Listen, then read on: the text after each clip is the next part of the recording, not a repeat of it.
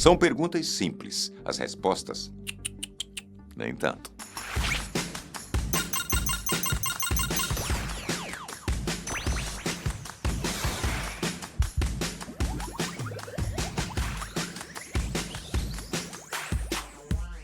O dedo de gelo da morte na Antártida. Enquanto alguns animais esperam o gelo passar, no fundo do Oceano Ártico, o frio não dá trégua, ele desce. Em certas regiões da Antártida, ocorre um fenômeno raro e assustador conhecido como o dedo de gelo da morte. Quando o gelo marinho se forma, o sal é expulso do gelo e se concentra na água ao redor, tornando-a extremamente salgada e densa. Essa água, muito mais fria do que o normal, afunda rapidamente. O resultado são verdadeiras cascatas submersas de água superfria que escorrem pelo fundo do oceano. Ao avançar, elas congelam tudo o que tocam, estrelas do mar, ouriços, anêmonas e qualquer organismo que não consiga fugir a tempo. O mais impressionante é que isso acontece em silêncio total, sem ondas, sem barulho e sem sinais visíveis na superfície. Para quem está acima do mar, nada parece diferente. No fundo, porém, a vida é subitamente interrompida por uma parede invisível de gelo. A planta fechada numa garrafa desde 1960. Em 1960, um homem na Inglaterra fez um experimento simples. Colocou terra, água e uma muda de planta dentro de uma garrafa de vidro e a selou completamente. Depois disso, praticamente esqueceu dela. Décadas se passaram sem que a garrafa fosse aberta, regada ou adubada. Ainda assim, a planta continuou viva, crescendo e se renovando sozinha. O que mantém esse pequeno mundo funcionando é um ecossistema fechado. A água evapora, condensa no vidro e volta ao solo. As folhas que caem se decompõem, liberando nutrientes. A luz do sol entra, alimenta a fotossíntese e sustenta todo o ciclo. Nada entra, nada sai. O sistema recicla tudo o que precisa para sobreviver. Hoje, mais de 60 anos depois, essa planta continua saudável dentro da mesma garrafa, provando que a vida, quando encontra equilíbrio, pode se sustentar por muito mais tempo do que a gente imagina, mesmo completamente isolada do mundo exterior. O Brasil inaugurou seu primeiro centro de adoção permanente de animais. Merece até pausa essa, né, gente? Que maravilha! Que isso se espalhe, não só pelo Brasil, mas pelo mundo inteiro. São Paulo acaba de ganhar algo inédito no país e massa demais. O primeiro centro de adoção permanente de cães e gatos. Os povo, gente boa, demais da conta esses dois, viu? O espaço funciona como um prédio aberto ao público, onde os animais convivem livremente com quem entra, sem grades, sem baias e sem pressa. Chamado de Casadote, amei o nome, o centro reúne em um só lugar adoção, convivência e sustentação financeira do projeto. No térreo funciona uma cafeteria onde visitantes podem sentar, comer e interagir com os animais. Eu estou amando cada vez mais. No primeiro andar, os cães circulam por ambientes com rampas, brinquedos e áreas abertas. No segundo, os gatos ocupam um espaço pensado para o comportamento felino, com passarelas, prateleiras e áreas de descanso. A proposta é simples: criar vínculo antes da adoção. Em vez de escolher um animal por aparência ou impulso, as pessoas convivem, observam e conhecem a personalidade de cada um. O modelo foi desenvolvido pelo Instituto Ampara Animal em parceria com a ONG Encontrei um Amigo. Antes de mais nada, os nossos parabéns para a iniciativa desses dois grupos.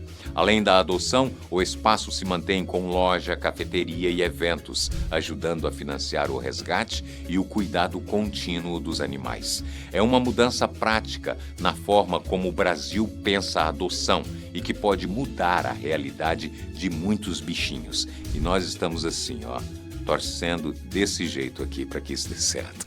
O desmatamento da Amazônia caiu ao menor nível desde 2014. Enquanto a sensação geral é de que a Amazônia só piora, os dados mais recentes mostram algo que quase não aparece no nosso noticiário diário. O desmatamento caiu para o menor nível em 11 anos. Em agosto de 2024 e julho de 2025, a área derrubada foi de 5.796 quilômetros quadrados, uma queda de 11% em relação ao ano anterior. É a terceira menor taxa desde o início das medições em 1988, segundo o INPE, o Instituto Nacional de Pesquisas Espaciais. Em termos práticos, isso significa milhares de quilômetros quadrados de floresta que deixaram de ser destruídos. Essa redução não aconteceu por acaso. Ela é resultado de uma combinação de fatores: mais fiscalização em campo, uso intensivo de imagens de satélite, bloqueio de crédito rural para áreas ilegais e retomada de políticas ambientais que estavam paradas. Em alguns municípios que aderiram a programas federais, a queda no desmate passou de 60%. Há alertas importantes. A floresta vem sofrendo mais com fogo e seca, mas o dado central é claro: a derrubada total da mata diminuiu, quebrando uma sequência histórica de alta que vinha desde 2015. Num mundo acostumado a más notícias ambientais, esse é um lembrete poderoso de que políticas públicas funcionam e que a floresta responde rápido quando a pressão diminui. Qual é o lugar mais inacessível da Terra? O lugar mais inacessível do planeta não está no topo de uma montanha nem no fundo de uma caverna. Ele fica no meio do oceano. Trata-se do Ponto Nemo, também chamado de Polo Oceânico de Inacessibilidade, o ponto da Terra mais distante de qualquer porção de terra firme. Localizado no Oceano Pacífico Sul, o Ponto Nemo está a cerca de 2.688 quilômetros das terras mais próximas. Ao norte fica a Ilha Dutty, do arquipélago de Pitcairn. A nordeste, Motunui, uma ilhota da Ilha de Páscoa, e ao sul, a Ilha Maher, na Antártida. Não há ilhas habitadas, rotas comerciais frequentes ou infraestrutura humana nas proximidades. A posição exata foi calculada em 1992 pelo engenheiro croata Hrvoje Lukatela, com o auxílio de dados de satélites e sistemas de GPS. O nome Nemo é uma referência direta ao capitão fictício criado por Júlio Verne, símbolo de isolamento absoluto nos oceanos. O isolamento não é apenas geográfico. As correntes marinhas da região dificultam a chegada de nutrientes à superfície, o que reduz drasticamente a vida marinha. Navios raramente cruzam a área e, em certos momentos, os humanos mais próximos do Ponto Nemo não estão na Terra, mas a bordo da Estação Espacial Internacional, orbitando o planeta a cerca de 400 quilômetros de altitude. Justamente por ser tão remoto, o Ponto Nemo ganhou uma função inesperada. Tornou-se um cemitério de espaçonaves. A NASA e outras agências espaciais utilizam a região para descartar satélites, peças de foguetes e estações espaciais desativadas. Estima-se que mais de 260 objetos espaciais tenham sido direcionados para o fundo do oceano ali nas últimas décadas, incluindo a estação soviética Mir e, futuramente, a própria Estação Espacial Internacional. Entre todos os lugares extremos do planeta, desertos, polos e fossas oceânicas, o Ponto Nemo se destaca por combinar distância, isolamento e ausência quase total da presença humana. Qual foi a maior descoberta acidental já feita durante uma escavação urbana? Em março de 1974, 7 camponeses escavavam um poço comunitário nos arredores da cidade de Xi'an, no interior da China. A cerca de 15 metros de profundidade, um deles atingiu algo duro. Não era rocha, era uma cabeça de terracota. O objeto foi retirado com golpes de martelo e levado à superfície. Sem saber, aquele grupo havia revelado uma das maiores descobertas arqueológicas do século XX. As escavações oficiais começaram pouco depois e mostraram que não se tratava de uma única estátua, mas de um exército inteiro enterrado. Ao longo das décadas seguintes, arqueólogos identificaram mais de 8.000 figuras em tamanho real, a maioria soldados organizados em formações militares. Há ainda cavalos, carruagens, armas de bronze e oficiais com trajes distintos. Nenhuma escultura é exatamente igual à outra. O conjunto fazia parte do mausoléu de Qin Shi Huang, o primeiro imperador da China unificada, que governou no século III a.C. O exército foi criado para protegê-lo na vida após a morte e integra um complexo funerário gigantesco com quase 100 quilômetros quadrados de extensão. Hoje conhecido como o Exército de Terracota, o sítio é considerado patrimônio mundial e uma das maiores atrações turísticas do país. A descoberta mudou o entendimento sobre a China antiga, sua organização militar, técnicas artesanais e poder político. Curiosamente, os camponeses que encontraram o exército nunca receberam compensação significativa e viram sua aldeia ser removida para dar lugar à área protegida. A maior descoberta acidental da arqueologia moderna começou literalmente com a escavação de um poço. Os sons do oceano estão virando arte. Debaixo d'água, o oceano nunca está em silêncio. Golfinhos, baleias, peixes e até crustáceos produzem sons contínuos que se sobrepõem e ocupam diferentes frequências ao longo do dia. Durante muito tempo, esses registros ficaram restritos à pesquisa científica. Agora, eles estão chegando a outro lugar. A arte. Gravações feitas com hidrofones em recifes, áreas costeiras e regiões profundas passaram a ser usadas como matéria-prima para composições musicais, exposições e instalações sonoras. Sons reais do oceano foram levados para museus, palcos e espaços públicos, criando experiências em que o público escuta ambientes marinhos que normalmente estariam fora do alcance. Essas obras usam registros autênticos captados por pesquisadores que estudam a paisagem sonora marinha. No Brasil, iniciativas recentes aproximaram cientistas e artistas para transformar esses sons em trilhas sonoras e experiências imersivas apresentadas em espaços culturais e eventos ambientais.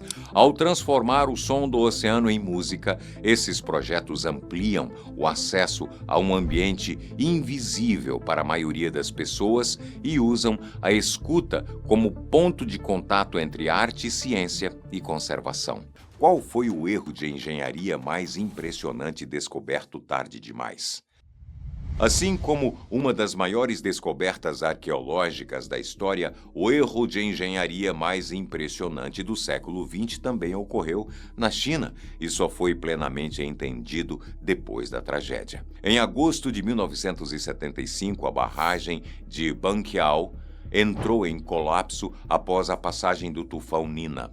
A barragem havia sido projetada para resistir a uma chuva considerada extrema, um evento estatístico de uma vez a cada 1000 anos. No entanto, em apenas 24 horas, a região registrou mais de 1.060 milímetros de chuva, um volume estimado como um evento raríssimo, da ordem de uma vez em milhões de anos. O problema central estava no sistema de escoamento da barragem, estruturas projetadas para liberar o excesso de água com segurança. Esses canais eram pequenos demais para o volume real da chuva. Alertas técnicos sobre vazamentos e falhas de projeto haviam sido feitos antes do desastre, mas foram ignorados. Quando Banqiao rompeu, cerca de 492 milhões de metros cúbicos de água foram liberados em poucos minutos. A inundação se espalhou rapidamente, rompeu outras barragens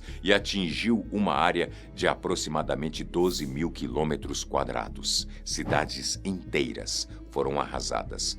As consequências humanas foram massivas. Estimativas indicam cerca de 171 mil mortes, enquanto análises independentes sugerem números que podem chegar a 230 mil, considerando mortes indiretas por fome e doenças. Aproximadamente 6 milhões de edificações foram destruídas, tornando o episódio o maior desastre envolvendo barragens já registrado. Durante anos, o colapso permaneceu sob sigilo. Só mais tarde vieram a público documentos que apontaram o erro principal: cálculos hidrológicos subestimados, decisões políticas que aceleraram a construção e a ausência de revisões de segurança adequadas.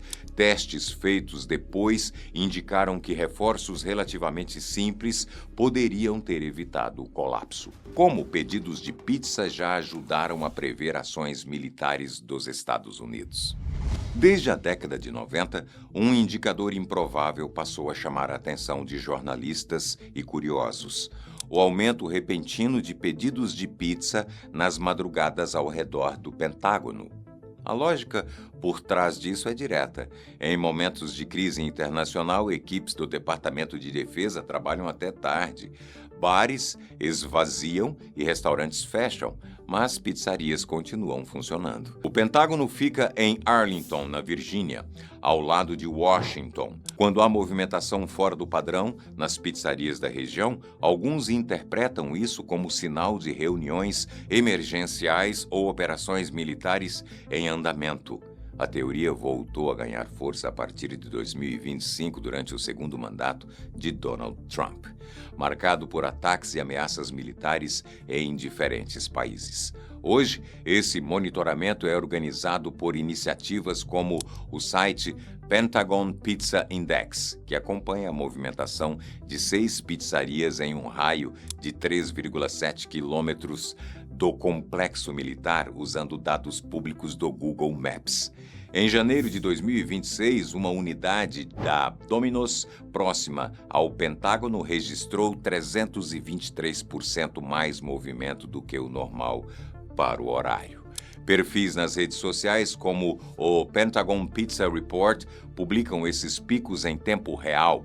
Na madrugada de 3 de janeiro de 2026, data em que os Estados Unidos atacaram a Venezuela, quase todas as pizzarias próximas ao Pentágono apresentaram alta simultânea, enquanto bares da região apareciam praticamente vazios. O fenômeno, porém, não é novo. Em janeiro de 91, dias antes da Operação Tempestade no deserto, pizzarias entregaram 101 pizzas ao Pentágono. Em 98, durante o impeachment de Bill Clinton e bombardeios no Iraque, os gastos com pizza na Casa Branca e no Capitólio cresceram mais de 400%. Ainda assim, os próprios criadores do índice alertam: correlação não é causalidade. Nem todo pico de pizza indica guerra, mas como ferramenta informal de OSINT, esse padrão curioso acabou se tornando um dos sinais mais inusitados já usados para tentar antecipar decisões militares. O que acontece com as obras de arte que não estão em exposição?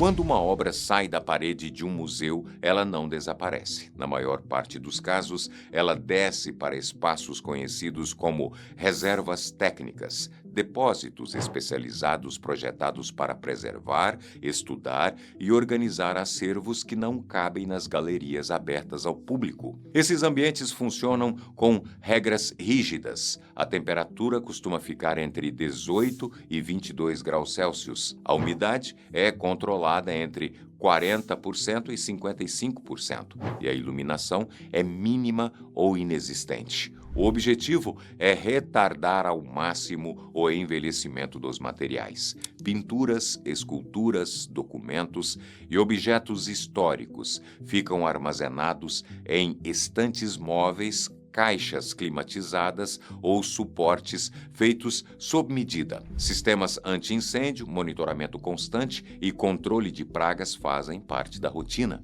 As equipes de museus não apenas guardam essas obras. Cada item é catalogado, fotografado, medido e periodicamente inspecionado por conservadores e restauradores. Muitas peças passam décadas fora de exposição, mas seguem ativas, novas são usadas em pesquisas acadêmicas, emprestadas para exposições temporárias ou digitalizadas para consulta pública. A razão principal para esse acúmulo é simples: falta de espaço. Grandes museus exibem apenas uma fração mínima dos seus acervos. O British Museum, por exemplo, guarda cerca de 8 milhões de itens, dos quais aproximadamente 1% está em exibição. No Museu do Louvre, estima-se que mais de 90% da coleção permanece fora das galerias. Algumas obras nunca voltam a ser expostas por critérios de curadoria, conservação frágil ou mudanças de foco histórico. Outras acabam envolvidas em disputas, roubos ou reaparecem anos depois em coleções privadas e leilões. Em silêncio, longe dos visitantes, essas reservas funcionam como um verdadeiro tesouro dos museus, lugares onde a maior parte da história da arte permanece guardada, aguardando sua vez de reaparecer. A tecnologia que consegue enxergar as raízes das árvores. Durante uma tempestade, quando uma árvore cai, a causa quase nunca está visível. O problema geralmente começa embaixo da terra, nas raízes, cortadas por obras, comprimidas pelo asfalto ou enfraquecidas ao longo do tempo. Até pouco tempo atrás, descobrir isso exigia escavação. Agora, não mais. Empresas e pesquisadores no Brasil passaram a usar sensores geofísicos semelhantes aos usados para localizar tubulações subterrâneas.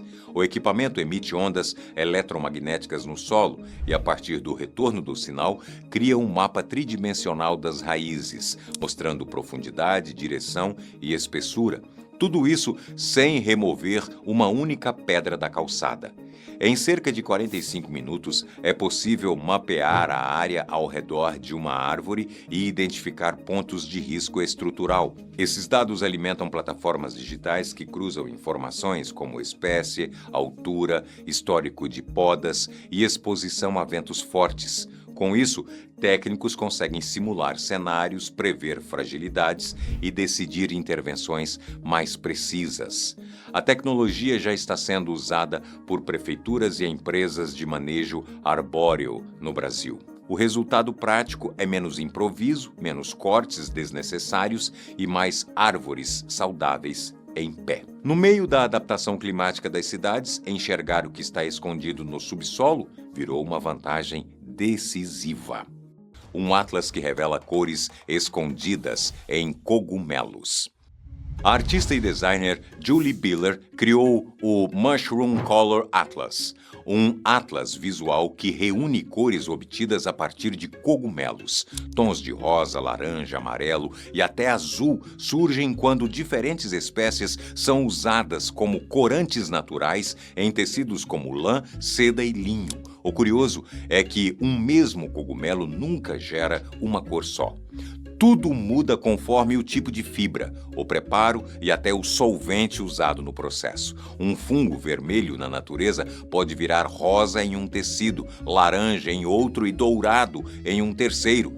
A floresta funciona como um laboratório vivo, só que silencioso. O Atlas reúne mais de 800 pigmentos extraídos de cerca de 40 espécies diferentes, todos catalogados com imagens, notas de coleta e observações do processo. Dá para navegar pelas cores, pelos cogumelos e pelos resultados, como se fosse um mapa de possibilidades escondidas na natureza. Mais do que um projeto artístico, o Atlas escancara algo simples. A gente conhece muito pouco do que está ao nosso redor.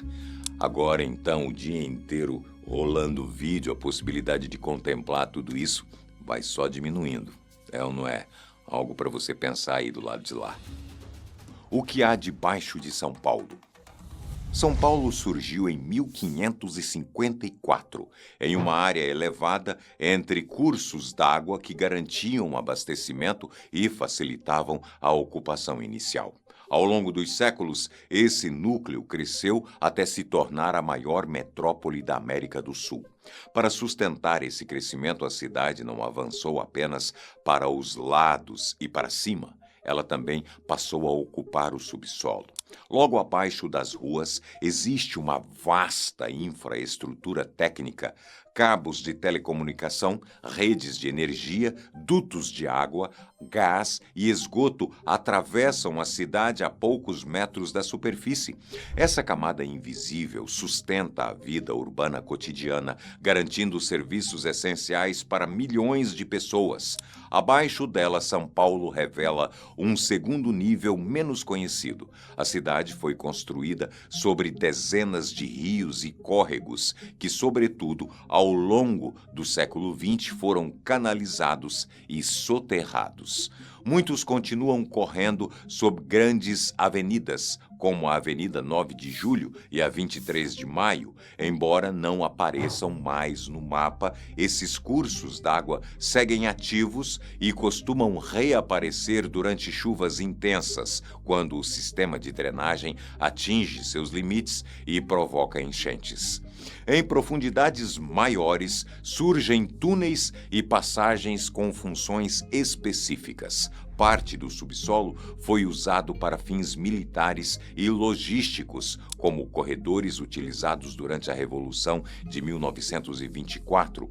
Há também estruturas sanitárias, como o túnel do Hospital das Clínicas, projetado para o transporte de corpos sem a necessidade de circulação em áreas públicas. O subsolo paulista guarda ainda espaços de memória. Sob o Monumento à Independência, a cerca de 8 metros de profundidade, estão sepultados Dom Pedro I e a Imperatriz Leopoldina. Já no centro da cidade, abaixo da Catedral da Sé, uma cripta inaugurada em 1919 abriga bispos, arcebispos e figuras centrais da história local. O exemplo mais visível dessa cidade subterrânea é o metrô. Inaugurado em 1974, o sistema reúne mais de 90 estações, algumas a dezenas de metros de profundidade. A estação Pinheiros chega a quase 40 metros, enquanto a futura estação Itaberaba, Hospital Vila Penteado, da linha 6 Laranja, deve atingir mais de 65 metros, a maior profundidade da América Latina. Além da mobilidade, o subsolo abriga usos menos óbvios, como hortas subterrâneas e sistemas de reaproveitamento de água. Longe de ser apenas um espaço esquecido, ele é parte ativa do funcionamento da cidade. A rã que comia dinossauros. Muito antes dos humanos existirem, e enquanto os dinossauros ainda dominavam a Terra, um anfíbio nada comum habitava Madagascar. Seu nome científico é Beelzebufo, mas ficou conhecido como rã do inferno. Ela viveu há cerca de 68 milhões de anos e tinha um tamanho assustador para um sapo. Era grande como um gato, com um corpo robusto, cabeça larga e mandíbulas extremamente fortes. Estudos indicam que sua mordida era poderosa o suficiente para capturar presas relativamente grandes. Isso inclui pequenos dinossauros e filhotes que cruzassem o seu caminho. Em vez de pular atrás da presa, essa rã provavelmente ficava imóvel, esperando o momento certo para atacar de surpresa. Apesar da aparência monstruosa, a Beelzebufo não sobreviveu à grande extinção que encerrou a era dos dinossauros. Ainda assim, sua existência mostra que, naquele mundo antigo, até anfíbios podiam ocupar o papel de grandes predadores. Uma lembrança de que o passado da Terra foi muito mais estranho e assustador do que a maioria dos filmes já mostrou. Ornitorrincos brilham sob a luz ultravioleta. O ornitorrinco já é um dos animais mais estranhos do planeta. E, por muito tempo, parecia impossível torná-lo ainda mais incomum até que cientistas apontaram luz ultravioleta sobre ele. Sob iluminação UV, o pelo do ornitorrinco emite uma fluorescência esverdeada visível tanto em machos quanto em fêmeas. À luz normal, isso passa completamente despercebido. Ainda não se sabe exatamente por que isso acontece, mas uma das hipóteses é que a fluorescência ajude na camuflagem. Muitos predadores enxergam melhor no espectro ultravioleta e esse brilho pode quebrar o contorno do corpo do animal em ambiente de pouca luz.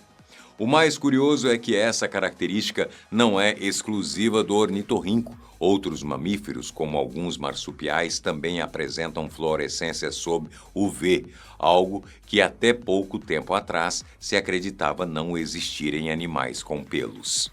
Ou seja, mesmo depois de séculos de estudo, a natureza ainda encontra novas formas de nos surpreender.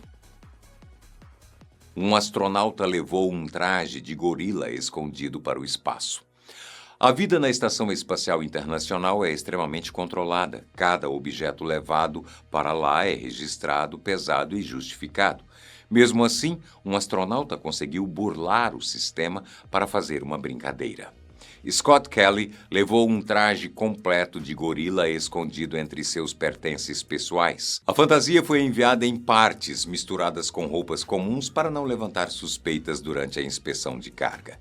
Meses depois, durante uma transmissão interna da estação, a tripulação foi surpreendida por algo totalmente fora do protocolo. Um gorila flutuando silenciosamente pelos corredores em gravidade zero. A reação foi imediata, risadas, susto e confusão. Exatamente o efeito esperado. A pegadinha virou uma das histórias mais famosas da ISS e mostrou um lado pouco conhecido da vida no espaço. Mesmo em missões extremamente sérias, o humor ainda é uma ferramenta importante para manter a sanidade. Em um ambiente isolado, distante da Terra e com rotinas rígidas, às vezes tudo o que você precisa é um gorila flutuante para quebrar o clima. Mosquitos resistem a gotas de chuva em pleno voo. Uma gota de chuva parece inofensiva para a gente, mas em escala microscópica ela equivale a um impacto violento. Ainda assim, mosquitos atravessam tempestades como se nada estivesse acontecendo. O motivo está na física. Mosquitos são extremamente leves e têm um corpo flexível. Quando uma gota de água os atinge, em vez de esmagá-los, ela simplesmente os envolve por um instante. O mosquito praticamente entra na gota e sai do outro lado em frações de segundo. Como a diferença de massa é enorme, a gota não transfere energia suficiente para causar danos estruturais ao inseto. Testes em câmera super lenta mostram que, após o impacto, o mosquito perde um pouco de altitude, mas logo retoma o voo normalmente, sem ferimentos. Na prática, a chuva, que para aviões, carros e pessoas, para um mosquito é só um pequeno empurrão no ar. Orcas usam estratégia, não força bruta. Orcas estão entre os predadores mais inteligentes do oceano, e uma de suas técnicas de caça mostra isso com clareza. Em regiões polares, focas costumam se refugiar sobre pequenos blocos de gelo para escapar de ataques. Em vez de avançar diretamente, as orcas trabalham em grupo. Elas se alinham, mergulham juntas e nadam em alta velocidade na mesma direção. O movimento sincronizado cria uma onda forte o suficiente para inclinar ou virar o bloco de gelo. Em questão de segundos, a foca perde o equilíbrio e cai na água, exatamente onde as orcas esperam. Esse comportamento não é instintivo individual, ele exige coordenação, timing e aprendizado coletivo. Orcas mais jovens observam e repetem a técnica até dominá-la, como se fosse uma tradição passada entre gerações. Por que jogos retrô pareciam melhores antigamente? Muita gente lembra dos jogos antigos como mais bonitos do que realmente eram. Quando você vê as imagens hoje, cheias de pixels duros e serrilhados, parece até outro jogo. Mas o problema não está na memória, está na tela. Na época dos consoles clássicos, quase todo mundo jogava em TVs de tubo, as chamadas CRT. Essas telas não exibiam os pixels de forma nítida como as TVs modernas. Elas borravam levemente a imagem, misturando cores vizinhas e suavizando bordas automaticamente. Os artistas sabiam disso. Muitos gráficos eram desenhados contando com esse borrão natural da TV.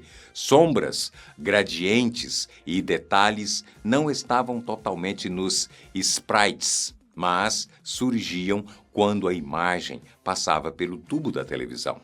Quando esses mesmos jogos são exibidos hoje em telas digitais de alta definição, cada pixel aparece isolado e perfeito demais. O efeito que completava a arte simplesmente desaparece. Ou seja, os jogos não ficaram piores com o tempo. As telas é que mudaram e levaram com elas um truque visual que fazia aqueles gráficos simples parecerem muito mais ricos do que realmente eram.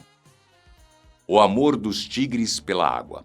A maioria dos felinos evita a água a qualquer custo. Gatos domésticos odeiam se molhar e até grandes predadores como leões costumam manter distância de rios e lagos. Tigres seguem um caminho bem diferente. Eles não apenas entram na água, como nadam com naturalidade.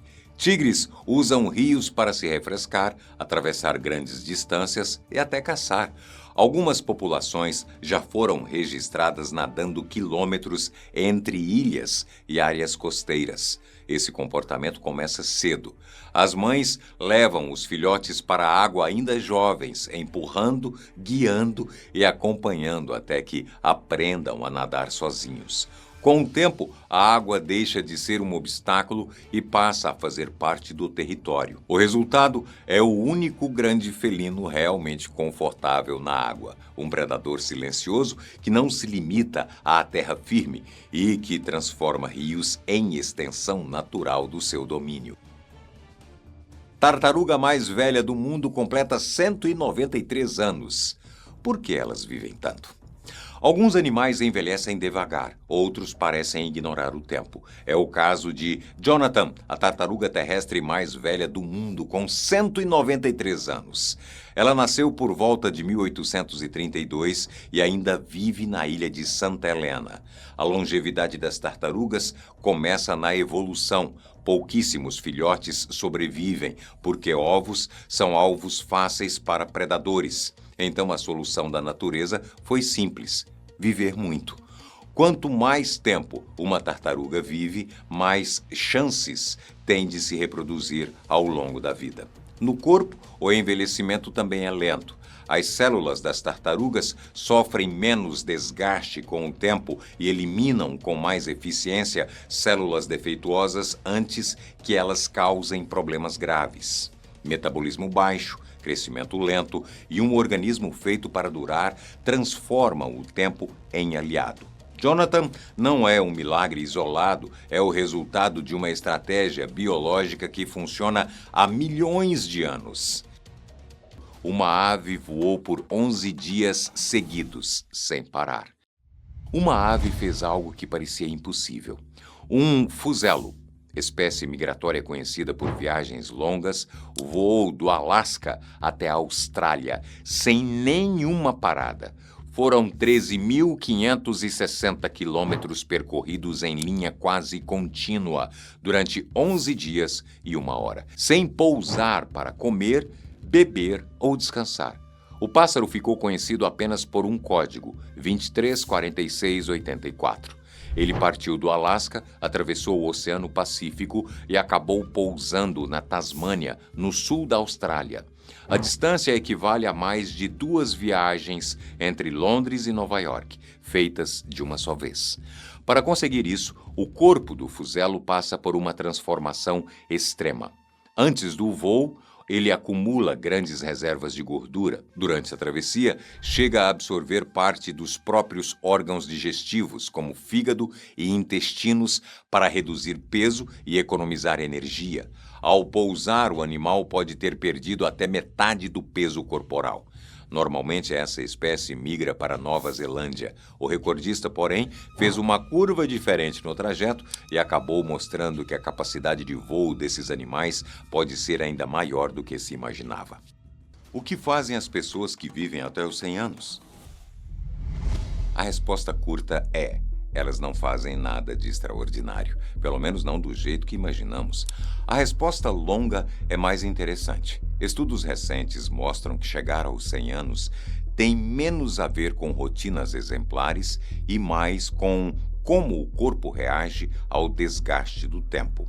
Hoje, o mundo tem cerca de 588 mil centenários, segundo estimativas da ONU, e esse número deve se aproximar de 1 milhão até o fim da década.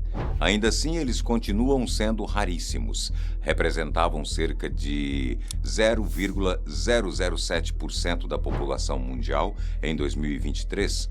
No Brasil, o censo de 2022 registrou quase 38 mil pessoas com 100 anos ou mais, espalhadas por mais de 4 mil municípios. O que surpreende os pesquisadores é que não existe um padrão de comportamento claro entre essas pessoas. Alguns viveram de forma regrada, outros fumaram, não praticaram exercícios e mantiveram hábitos considerados pouco saudáveis. A francesa Jeanne Calment, única pessoa oficialmente reconhecida por ter vivido mais de 120 anos, fumava e gostava de chocolate. Estudos com grupos de superidosos nos Estados Unidos encontraram altas taxas de tabagismo, obesidade passada e sedentarismo. Por isso, especialistas são cautelosos. Copiar hábitos de centenários não garante longevidade. Segundo pesquisadores em envelhecimento, há algo biologicamente excepcional nessas pessoas. Elas parecem possuir mecanismos genéticos que protegem o organismo contra doenças, inflamação crônica e falhas do sistema imunológico. Em outras palavras, o corpo delas aguenta mais. O caso do brasileiro João Marinho Neto, que ultrapassou os 112 anos, ilustra isso. Apesar da idade extrema, ele não apresenta histórico de doenças graves nem depende de medicamentos contínuos. Situações semelhantes aparecem em outros supercentenários ao redor do mundo.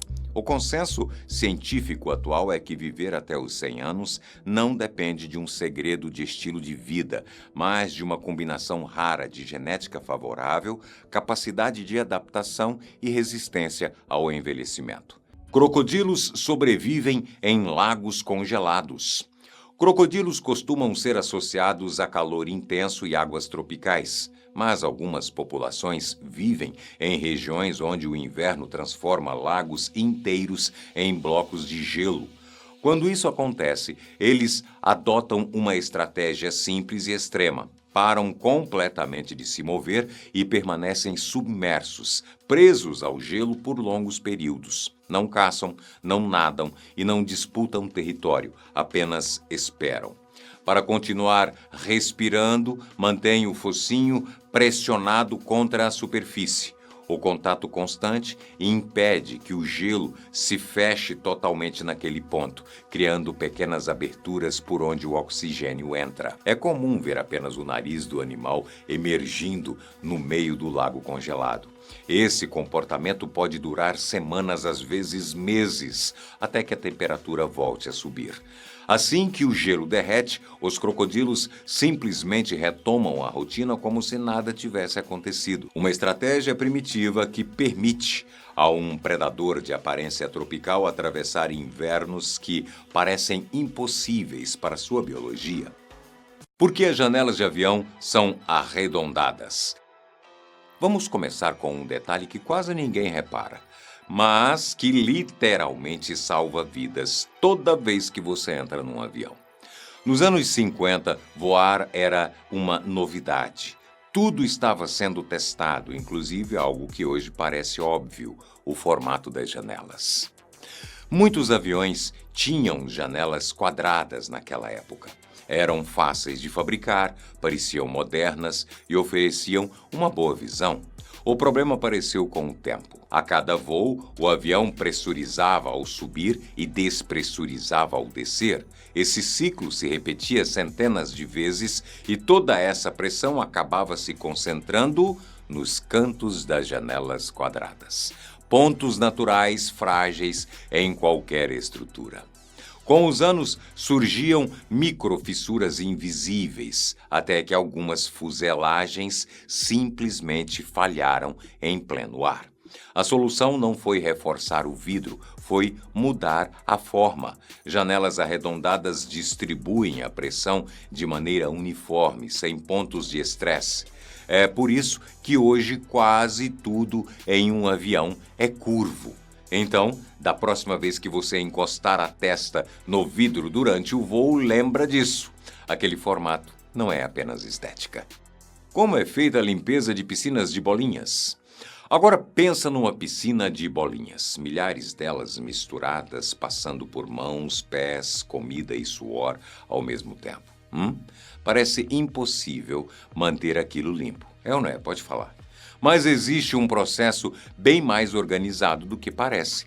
Quando a limpeza começa, as bolinhas são sugadas por tubos gigantes como aspiradores industriais. Elas passam por esteiras que removem cabelos, sujeira grossa e objetos esquecidos no meio do caminho. Depois entram em grandes tambores giratórios com água quente, detergentes próprios e desinfetantes aprovados para uso infantil. Enquanto giram, toda a superfície é lavada por igual. Em seguida, vem a secagem. Jatos de ar quente removem qualquer umidade, porque devolver bolinhas molhadas seria o cenário ideal para bactérias voltarem. Em poucas horas, milhares delas estão limpas, secas e prontas para voltar ao uso.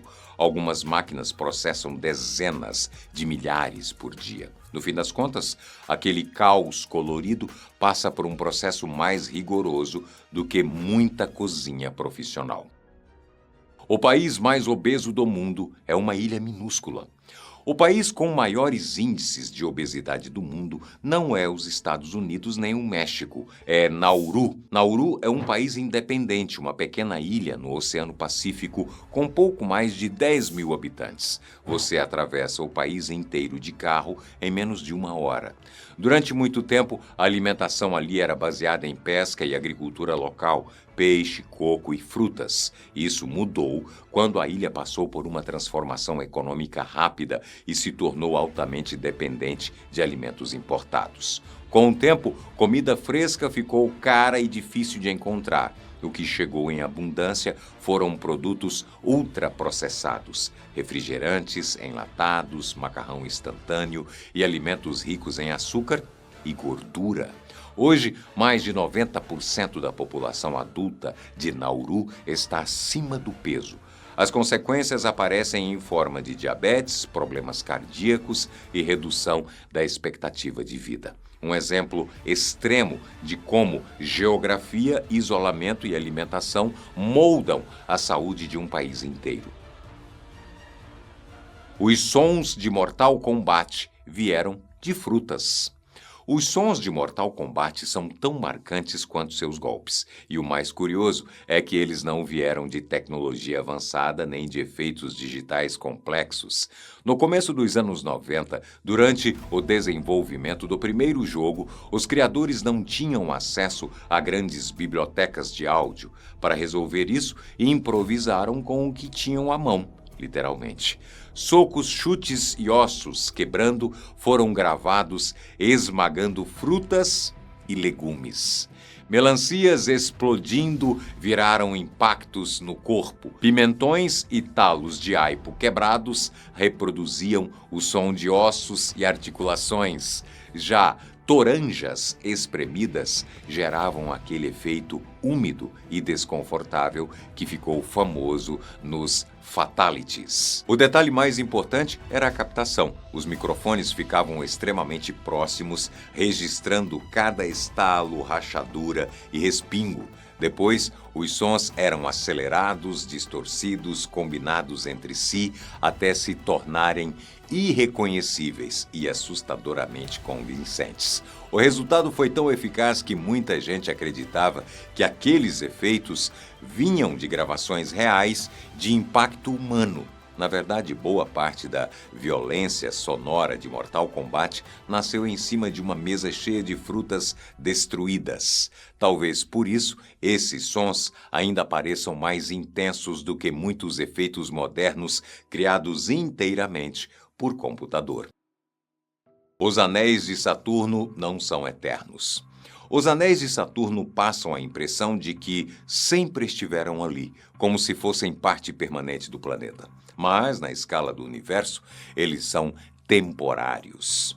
As evidências indicam que os anéis se formaram muito depois do nascimento de Saturno, provavelmente a partir da destruição de uma lua ou de um grande corpo gelado que chegou perto demais. Em vez de bilhões de anos, a idade estimada dos anéis é de apenas algumas centenas de milhões de anos. O problema é que eles estão literalmente desaparecendo. A gravidade de Saturno puxa lentamente o material dos anéis em direção ao planeta, num processo conhecido como chuva de anéis. Partículas de gelo e poeira caem continuamente na atmosfera como uma garoa invisível. Medições feitas por sondas espaciais indicam que Saturno pode perder seus anéis em algo entre 100 e 300 milhões de anos. Em escala humana, isso parece uma eternidade. Em escala cósmica, é um piscar de olhos. Isso significa que estamos vivendo numa época raríssima do universo, um momento em que Saturno exibe ainda seus anéis completos. Para quem observa a Terra, não é só um espetáculo bonito, é um fenômeno com data de validade. Colibris desligam o corpo à noite. Durante a noite, especialmente quando a temperatura cai, colibris fazem algo que parece impossível para um animal tão pequeno e agitado. Eles praticamente desligam o próprio corpo. Para sobreviver ao frio e à falta de alimento enquanto dormem, muitos colibris entram em um estado chamado torpor. Nesse período, a frequência cardíaca despenca, a respiração fica lenta e a temperatura corporal cai drasticamente. O metabolismo chega a operar a uma fração do que seria durante o dia. Essa estratégia é vital porque colibris consomem enormes quantidades de energia para bater as asas dezenas de vezes por segundo.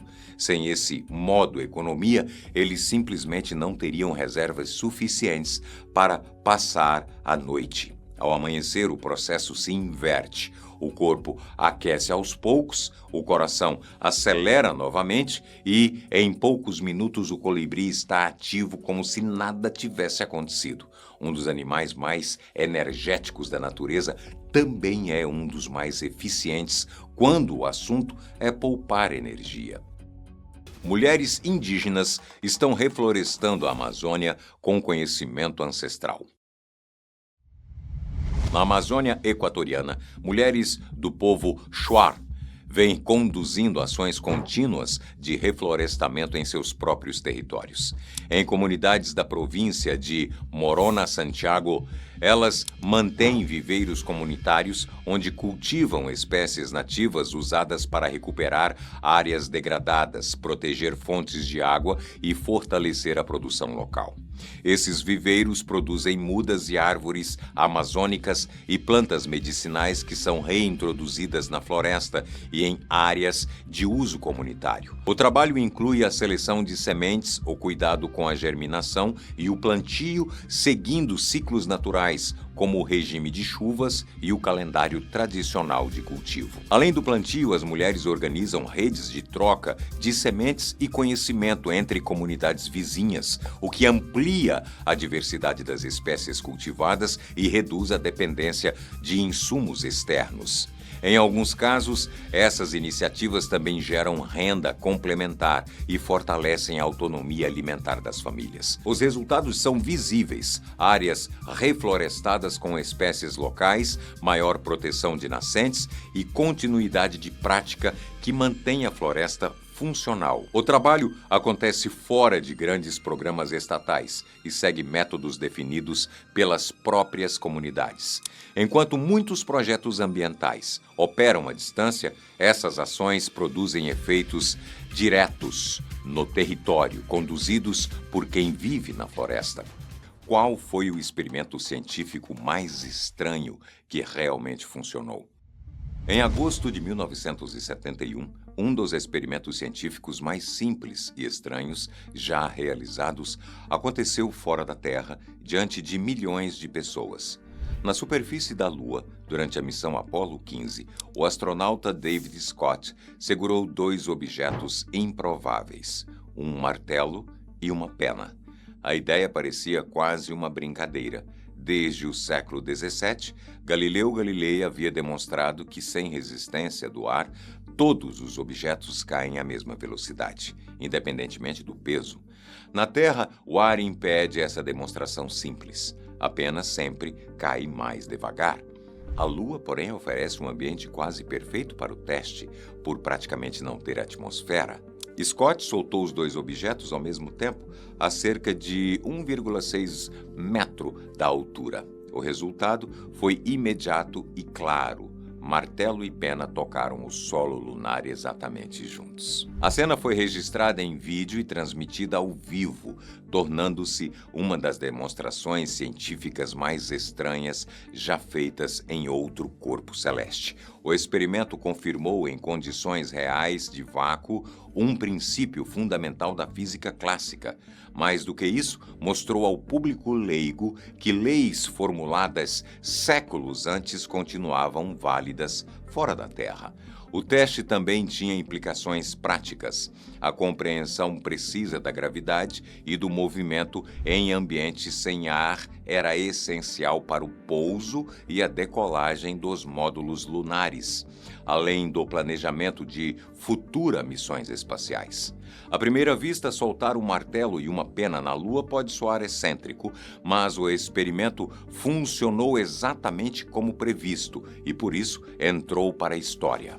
Por que o Museu Britânico está atrás de um caçador de tesouros? Em 2026, uma das instituições culturais mais importantes do mundo tomou uma decisão incomum: buscar ajuda fora do circuito tradicional dos museus. O Museu Britânico anunciou que pretende contratar um caçador de tesouros para recuperar peças desaparecidas de seu próprio acervo. A medida é consequência direta de um escândalo revelado em 2023, quando a instituição confirmou o desaparecimento, roubo ou dano de mais de 1.500 artefatos, número que depois foi revisado para mais de 2.000 itens. A maioria das peças pertence à coleção greco-romana e inclui anéis, joias e pequenos objetos datados entre o século XV a.C. e o século XIX d.C. O problema veio à tona após alertas externos. Em 2021, o pesquisador dinamarquês Itai Gradel informou ao museu que objetos do acervo estavam sendo vendidos online. À época, as denúncias não avançaram. Investigações posteriores apontaram para o envolvimento de um curador veterano, demitido após décadas de trabalho na instituição, acusado de alterar registros para fazer parecer que as peças já estavam perdidas havia anos. Hoje, o museu afirma ter recuperado 626 objetos, enquanto cerca de 100 têm localização considerada promissora.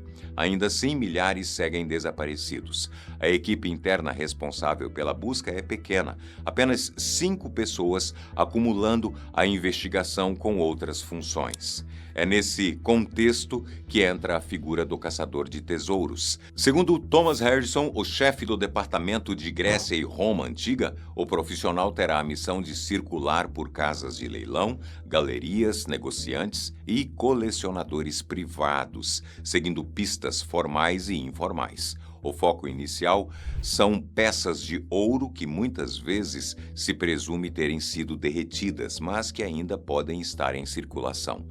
O caso expôs uma fragilidade rara em museus desse porte, a dificuldade de controlar acervos gigantescos formados ao longo de séculos.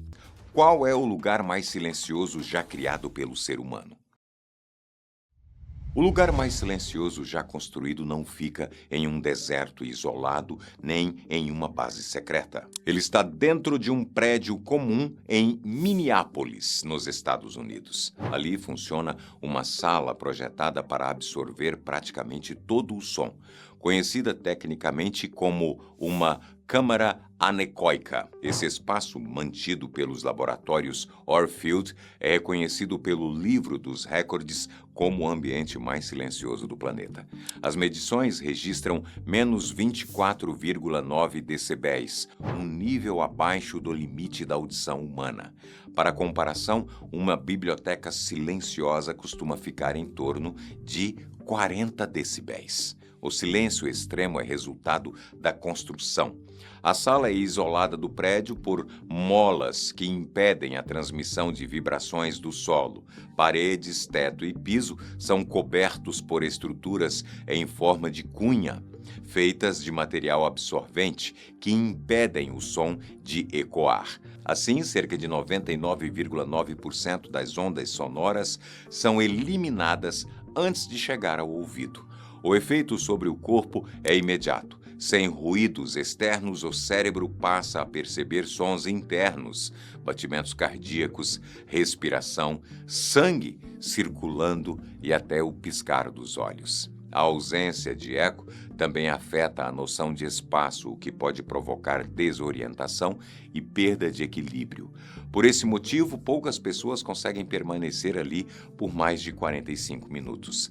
Essas salas não existem por curiosidade, elas são usadas para testar fones de ouvido, equipamentos médicos, máscaras industriais e sensores de alta precisão. Antes de Orfield recuperar o recorde, uma sala semelhante da Microsoft em Washington havia sido considerada a mais silenciosa do mundo, com menos 20,35 decibéis. Curiosamente, nenhum ambiente natural conhecido se aproxima desse nível de silêncio. O lugar mais silencioso da Terra só existe porque foi cuidadosamente construído para eliminar algo que, fora dali, nunca desaparece completamente: o som. Um marca-passo que é injetado e depois simplesmente desaparece. Quando o coração sai do ritmo, a medicina sempre recorreu a soluções invasivas: cirurgia, fios conectados ao músculo cardíaco e um dispositivo que precisava permanecer dentro do corpo. Esses métodos salvam vidas, mas também trazem riscos, infecções e, muitas vezes, a necessidade de uma nova cirurgia só para remover o aparelho. Agora, isso começa a mudar. Pesquisadores desenvolveram um estimulador cardíaco tão pequeno que pode ser injetado com uma agulha extremamente fina. Depois de aplicado, ele se organiza sozinho ao redor do coração, forma uma estrutura condutora e passa a corrigir arritmias em situações críticas, cumprindo exatamente o papel de um marca-passo tradicional. A diferença é o que acontece depois. Esse dispositivo não foi feito para ficar. Após alguns dias de funcionamento, ele começa a se dissolver dentro do corpo do paciente, sendo absorvido e eliminado naturalmente. Até a forma de alimentação surpreende. O estimulador funciona com baixa frequência, podendo receber energia de fontes simples, como um celular conectado à pele. Em atendimento fora do hospital ou em locais sem desfibrilador, essa simplicidade pode ser decisiva. Quando o coração volta ao ritmo normal, o dispositivo cumpre sua função final: desaparece. Ele se degrada espontaneamente e é eliminado pelo corpo em poucos dias, sem necessidade de cirurgia para a retirada e sem deixar resíduos permanentes. A tecnologia ainda está em fase experimental, mas aponta para uma virada importante: dispositivos médicos que entram no corpo apenas pelo tempo necessário. Número 2. Exames de sangue já detectam câncer anos antes dos primeiros sintomas. Durante muito tempo, o câncer só era descoberto quando o corpo começava a dar sinais claros de que algo estava errado: dor, perda de peso, sangramentos. Em muitos casos, isso significava que a doença já estava avançada. Agora, esse intervalo começa a diminuir de forma concreta. Pesquisadores de universidades americanas desenvolveram exames de sangue capazes de identificar sinais de câncer anos antes do surgimento de qualquer sintoma. Em um dos estudos, cientistas de Harvard e do Mass General Brigham criaram um teste chamado HPV DeepSeq, capaz de detectar cânceres de cabeça e pescoço ligados ao HPV até 10 anos antes do diagnóstico clínico. O exame encontra fragmentos microscópicos de DNA tumoral circulando no sangue, invisíveis em exames tradicionais. Em outra pesquisa da Universidade Johns Hopkins, um exame baseado na tecnologia de detecção precoce de múltiplos cânceres conseguiu identificar mutações associadas a diferentes tipos de tumor até 3 anos antes dos sintomas. Em alguns participantes, essas alterações genéticas apareceram muito antes de qualquer sinal visível da doença. Esses testes ainda estão em fase de validação e não fazem parte da rotina médica. Mas o avanço é claro. O sangue começa a revelar o que o corpo ainda não sente. E, no câncer, ganhar tempo pode significar tratamentos menos agressivos, mais chances de cura e menos sofrimento no caminho. Número 1. Implantes estão devolvendo visão parcial a pessoas cegas. Em casos avançados de uma doença que atinge a retina, a visão central simplesmente deixa de funcionar.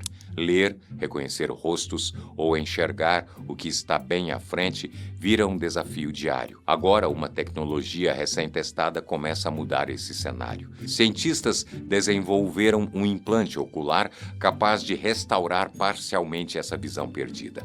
Em um ensaio clínico publicado no New England Journal of Medicine, o dispositivo apresentou resultados consistentes. 81% dos pacientes tiveram melhora clinicamente significativa na visão.